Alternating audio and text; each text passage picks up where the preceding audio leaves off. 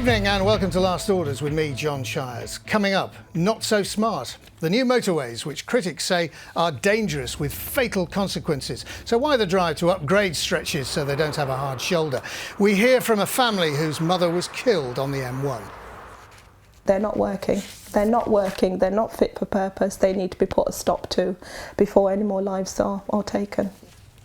Well, that's coming up for discussion later with our guest tonight, Labour's Clive, the MP for Sheffield South East, and for the Conservatives, the new MP for Rother Valley, Alexander Stafford. Very many thanks for joining us tonight. But first, we're finally over the line, and while there's still some regret amongst Remainers, there's no lamentation amongst Leavers as we're officially out of the EU. Now, last Friday in Morley, the constituency of Leave supporting MP Andrea Jenkins, fireworks marked the 11 p.m. deadline. That was midnight in Europe. But is Brexit really done? Both the UK and the EU have been laying down the ground rules ahead of trade talks, and so far the only things that have been traded are demands and thinly veiled threats. Boris Johnson said he'd rather walk away with no trade deal than accept EU rules. I see no need to bind ourselves to an agreement with the EU. We will restore full sovereign control over our borders and immigration, competition, subsidy rules, procurement, data protection. As I was saying, I want us to remain clear-headed, and as I've said many times over the past, the best relationship with the European Union is and will remain being a member of the European Union. And when you're not a member of the European Union, then objectively speaking, your position is different and less favourable. Well, Clive Betts, Boris wants to go into the negotiations clearly on the front foot with a much more direct, assertive, aggressive approach, doesn't he? He says we're not accepting EU rules, we're not accepting the jurisdiction of the European courts, where we will pursue trade deals with other countries. How much, in your view, is this just posturing? Well, I hope it's posturing in the sense that, in the end, he generally wants a deal, which means that we are not going to have obstacles to trade, tariffs, hold-ups at the ports and airports that mean that manufacturers in Sheffield, for example, where more than half our goods that are exported go to the European Union, that they find it more difficult to sell their goods there. If they do, ultimately, the manufacturing will decline, jobs will be lost, and firms will look to transfer their activities to other European countries because it'll be easier to do it if there are trade barriers for exporting our goods to the rest of Europe. Alexander Stafford, Clive is clearly worried about this, but do you think he's going about it the right way? Well, first of all, I want to say, when I woke up, last Saturday, I woke up that bit freer. And I think across South Yorkshire, people do appreciate the fact we've left the European Union completely and utterly, and we've left with a deal. There's no such thing as a no deal anymore. We have left the European Union with a deal, a very good deal. What we're now negotiating over the next sort of 11 months is what sort of trade situation we have.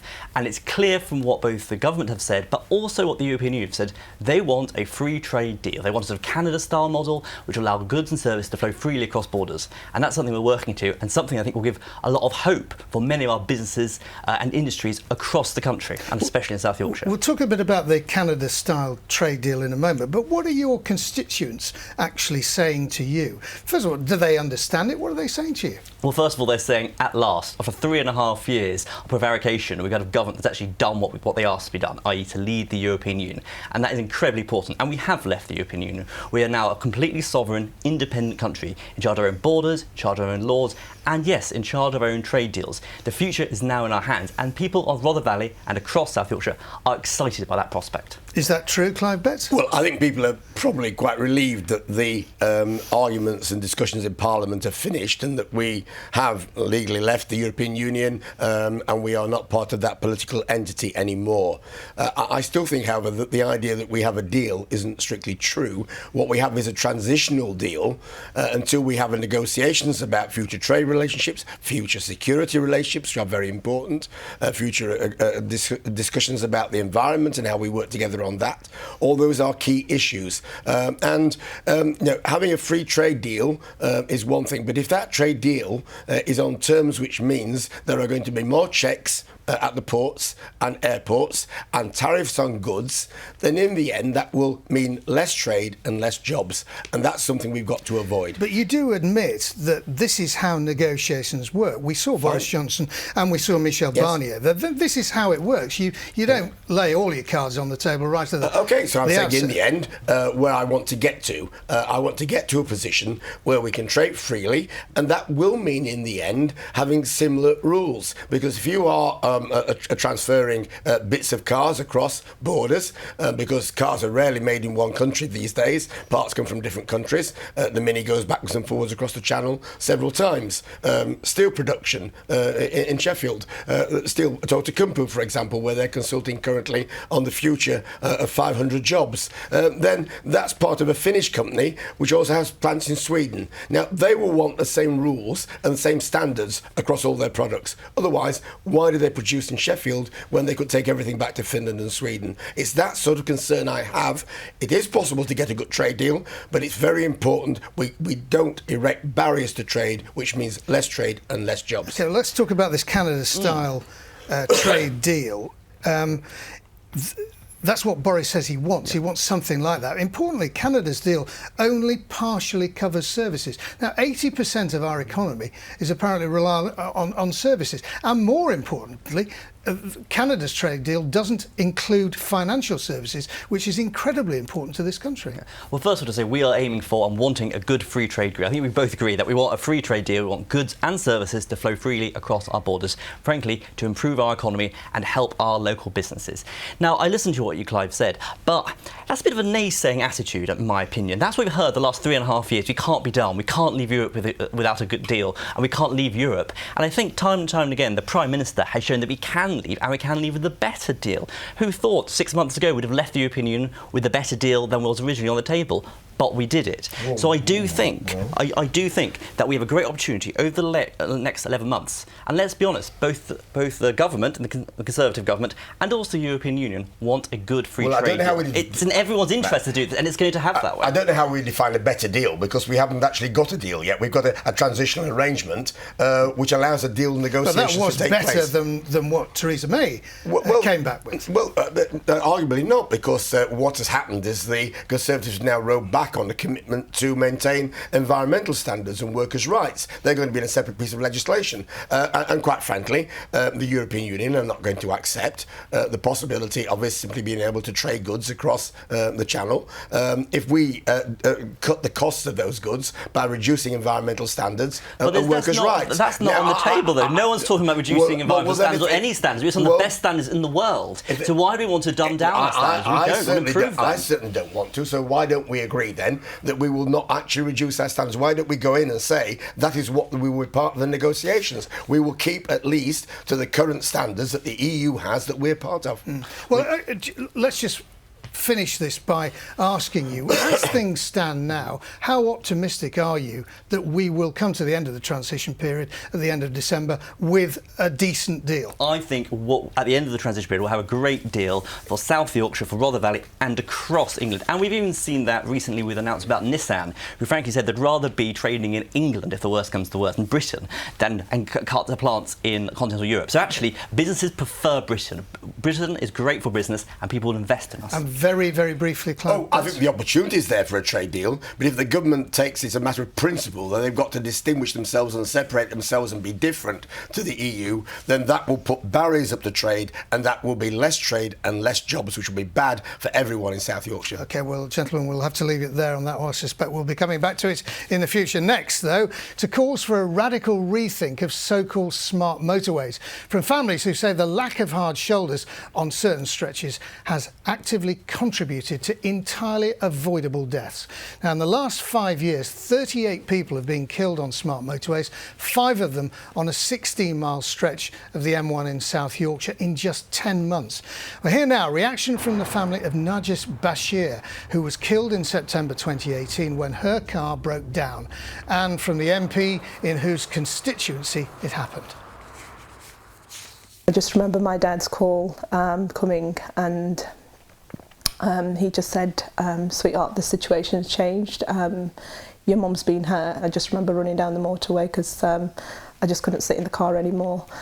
and as soon as we got there we found out that obviously Mum had passed away. All lane running is fundamentally flawed. It is profoundly unsafe. The existing sections need to be reverting back to having a hard shoulder with immediate effect. If you keep all lane running open, more people will die. They will die simply to increase motorway capacity on the cheap. Well, the Highways England spokesperson extended deepest sympathies to the families of those who'd lost relatives and added, the Transport Secretary has asked the Department for Transport to carry out at pace an evidence stocktake to gather the facts about smart motorway safety.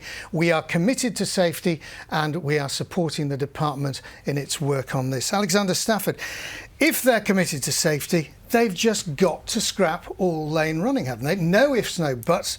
Revert back to a proper hard shoulder. Well, first of all, my condolences to that poor family and all the families who've died on these so-called smart motorways. And I do definitely agree with Sarah Champion's concerns about smart motorways. I took part in a debate on smart motorways only last week to raise my concerns with the Minister. And clearly there is a growing body of evidence that they are dangerous, all-lane running motors, and I'm glad the government's having this review and at pace. But for the time being, we should definitely look at overhauling them and basically reinstating the hard shoulder. No one else should die on these roads. Clive Betts? Well, they should never have been built in the first place, in my view. Well, they were. It was done under the Labour government, wasn't it? No. Well, the initial one, very initial ones, but the M1 wasn't. And when the M1 proposals to do the smart motorway running in South Yorkshire came out, I went to a meeting with the then Transport Minister and other MPs, and I went with South Yorkshire Police. And South Yorkshire Police said at the time they believed they were not safe, these motorways, because people breaking down and having to park their car in a lane where live traffic is running is a recipe for disaster. And unfortunately, that's proved correct. Disasters have happened. If you're stuck there on a stationary vehicle and your vehicle's not mobile, you've got a flat tyre or the engine's given up and you can't get down to the little reservations that are put in on smart motorways, then you are in a dangerous position. Equally, the emergency services, because there is no heart shoulder to run down, can't get to you to the accident either. These are real problems. They should never have been built. The police's advice should have been listened to from the very beginning. So far, it seems to have been individual MPs who've been campaigning on this. We've just seen Sarah Champion from Rother, for example. What's Labour's official position on this? Well, I mean, at this stage, I don't think we've developed an official position. What we've said is that there has to be a review and safety measures have to be put in place. I'm speaking as an MP with part of this smart motorway in my constituency. I want it removed because I don't think it's safe for motorists. I can say that as an MP, and I can say it as a driver who drives up and down the motorway. I will be terrified if I broke down and had to park in a lane with heavy vehicles running in it. As an MP, new MP, what will you be doing about this in the House of Commons? Well, as I said, I took part in a debate only last week about smart motorways, all-lane running, and I've got serious concerns about them. Our roads need to be, smart motorways be as safe or not even safer than normal motorways. And I'm glad the government's having a review, but in the meantime, I do think they should look at the whole situation. Let's be honest, breaking down on a motorway with a smart motorway or a normal motorway is a dangerous thing. Even in the hard shoulder, it's incredibly dangerous. But with traffic coming on, it can take up to 3 minutes for the smart motorway system to kick in. It's too long. It takes 17 minutes. Which is too long. 17 minutes, and that's 17 minutes of danger. I mean, as far as I'm concerned, what they should do is put the red crosses up immediately on that inside lane and just keep them as a safety reservation. They should until they sort this out. And we need to increase technology to identify when cars stop on the motorways, and that's very bad. And also, at the moment, some of these refuges, they're up to 1.5 miles between each other, which is I agree, far too long. We need to have more refugees. We need to have better safety. At the moment, it's not working. What we have to remember is this was all done for cheapness. In the end, the initial plan was to build an extra lane on these motorways to turn them from 3-lane motorways to 4-lane motorways, and instead of putting the cost into building that 4th lane, they created the heart shoulder into the 4th lane. That is what's caused the problem. I'm not sure about the cost, but they want to increase capacity. But clearly, there's so many incidents that safety has to be priority. It has to come first. We need a review of this. I'm glad the government's doing it. And the sooner the better. We need to get this sorted. OK, let's just move it on slightly, because in one way, you've got to say they probably do work, because they do partially ease the problem of traffic congestion. Now, if you're going to scrap all-lane running, you're going to have more traffic congestion. So what do we do about that? Well, of course, the initial plan, as I said, was to build a fourth lane on the motorways to increase capacity. And they've done it in certain parts of our area. Oh, yes, they have. If you go down to the southern part of the M1, that you've got four-lane running. And that's why I say it was a cost-saving measure, because it's much cheaper to convert the Hart Shoulder into a fourth lane than to build a new fourth lane. And that's why it was done. So do you think it's likely that the government will commit to putting more funds into making these motorways four-lane running with a hard shoulder? I don't think we should preempt the outcome of the review, and we should look and see what's said. But clearly there are huge concerns.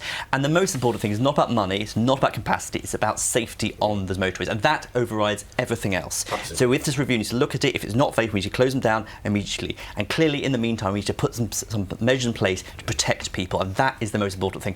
And the four lanes, the money, the congestion, the capacity, that is only second to people's safety on these roads. OK, well, I think we're all agreed on that. Well, I think we Fantastic. are. Yes. OK, let's continue with the transport theme, because after months, some would say years of delays, cancellations and disruption, the government's patience with Northern Rail has finally run out of steam. At the end of last month, the Transport Secretary Grant Shapps said Northern Service had failed to meet the needs of passengers and he stripped it of its franchise. It will effectively be nationalised in March, and it's hoped the social media nickname of Northern Fail may finally be put to one side. Now, Clive Betts, I suspect what you would want is to have all the railway operators nationalised. Well, Am I right? That was our policy at the election, that we would, as the franchises came up, take them back into public ownership, because I think we've just seen one failure after another, haven't we? And either the operator makes a lot of money at public expense, or they get into financial difficulties, like we saw with the East Coast franchise on 2 occasions, and they have to be taken back into public ownership because of the failure of the private companies. I mean, the franchising system has been an unmitigated disaster. You've got a problem with Northern Rail, you've got a problem on South West trains, you've got Stagecoach taking legal action against the DfT because of the way the East Midlands franchise, Midland Main Line franchise was organised, and the government tried to put all the pensions liabilities onto the operators. It's just had one problem after another, the whole system. Alexander Stafford, what's your reaction? Stripping Northern Rail of its franchise is only a stopgap measure. How should we reorganise the system to make it better? I mean, I presume you don't. Well, yeah, want to clearly the franchise model, I think Clive and I agree, does not work. It is not working at the moment. It's letting people down, and Northern Rail is probably the worst example at the moment of that. It's not just about capacity, not just about delayed trains. It's just the filthiness and the dirtiness of the train. And one of the first things that's going to happen is a deep clean of all the trains once they're taken back into state ownership, and that is a good thing. But in the meantime, there's the review out ongoing, looking at how to look at the franchise model and try and make it work for people. Because at the moment, it doesn't work for consumers, doesn't work for customers, doesn't work for passengers, doesn't work for anyone. It's letting everyone down. So I'm glad the review is going ahead, and once the answers come out, we need to see what's going on. Well, one of the big problems with the franchising model is the split between the train operators who run the trains and Network Rail who do the track. And, you know, I think one area where I've got some sympathy for Northern Rail is that they have had delays imposed on them by the fact that track that's supposed to have been upgraded hasn't been delivered on, electrification schemes haven't been delivered on. Now, that's outside their control, and I think what we need to do in the review in the future is to look at how we bring the track and its provision and the operating of the trains together in one package rather than separating them out. We definitely need to look at the franchise model and who owns the rail and the track, definitely. But there's no excuse for a dirty train. It doesn't matter what sort of electrification the train is not. If your train is dirty, that's poor management by Northern Rail, and that's what's let it down. Again and again, poor management letting down people who use the train. And the other thing is, it's not just the cleanliness of the carriage, it's the fact that they are museum pieces. Yeah, some the of pacer them. trains are old. And we've been promised over and over, they were supposed to have gone by the end of last year. I am Sheffield Station coming down to London this week, there's a pacer train sat in there. I mean, they are pieces that should be in a museum. Well, I say it's on the scrap heap rather than museum, but I'm glad that we're getting I'm glad we're rolling them out. What in the museum? Yeah, that's fair. On that. Yes. You talk about bringing everything back into public ownership, Clive, but anyone of a certain age will remember. Alexander won't, because he's too young. We will remember what British Rail was like. It was a joke, a national joke. Well, I think if British Rail had as much money put into it as these private sector franchises had, then it wouldn't have been about service. And that's the thing, under privatisation, more money has gone into the railways. Yes, there's a lot of been mismanagement, no doubt about that, but more investment has gone into the railways, and passenger numbers have hugely increased, double since the end of British Rail. So clearly people are wanting the train travel, they need train travel, money's going in. It's just what's happened to that money that's gone into the pockets of the shareholders of the private companies running the trains, and the companies which are leasing the trains and the carriages, making enormous amounts of money. If that money had gone into actual improvements in the railways, then I think we'd have an awful lot better service today. Alexander, I suspect that this is really important for you as one of the new Tory MPs who helped dismantle the so-called Labour Red Wall. Now, your constituents see the figures. They see that so much more money is pumped into transport down here in London than it is in the north. And if the government doesn't get this right, if the voters don't see improvements, your constituents, then you're going to be out in your ear at the next election. It's very important for you. Well, one of the big issues is transport across South Yorkshire and Rother Valley particularly. But it's not just about trains, which are incredibly important. It's about local bus services as well, and combining the two. For instance, in my constituency, there's only a couple of train stations, and therefore buses are far more heavily relied on and used. And that's why even yesterday at Prime Minister Questions, my first question to the Prime Minister, Boris Johnson, was about improving bus services, and he pledged to have more investment into bus services in Rother Valley. So it's all about getting everything right. You can't just have trains by themselves, you can't have buses by themselves. It needs to be that modal shift. We need to get everyone working together. Well, of course, and when you've got a system which relies on competition, then you're not going to get that cooperation and that linking and that integration of transport. You need the responsibilities and the powers with local transport authorities and the mayor in South Yorkshire to be able to bring that together and create a proper transport integrated framework. And of course, money. Let's make it clear, buses are the most important form of public transport in Sheffield, Rother and South Yorkshire. In London, £75 per head is spent by public authorities on bus services. £75 a year. In South Yorkshire, £5.